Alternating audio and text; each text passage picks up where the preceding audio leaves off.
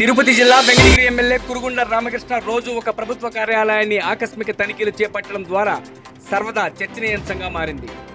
ఈ తనిఖీల్లో భాగంగా పలు అవకతవకలను గుర్తించడంతో ప్రభుత్వ ఉద్యోగుల గుండెల్లో రైళ్లు పరుగులు తీస్తున్నాయి.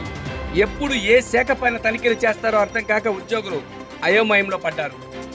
ఈ క్రమంలో వెంకటగిరిలోని నిన్నటి రోజున జెడ్పీ బాలికల ఉన్నత పాఠశాలలో మధ్యాహ్న భోజనాన్ని తనిఖీ చేసి సిబ్బంది చేతివాటాన్ని నిలదీశారు.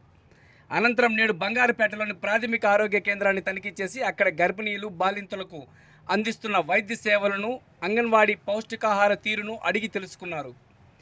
ఈ క్రమంలో 14 మంది ఆశా కార్యకర్తలు ఉండాల్సింది ఉండగా వీరిలో డ్యూటీలో 7 మంది ఉండటంతో వీరిపై ఎమ్మెల్యే కురుగుండ్ల రామకృష్ణ తీవ్ర ఆగ్రహం వ్యక్తం చేశారు. సూపర్వైజర్ పనితీరు సక్రమంగా లేదంటూ జిల్లా కలెక్టర్కు నివేదిక సమర్పిస్తామని ఎమ్మెల్యే కురుగుండ్ల హెచ్చరించారు.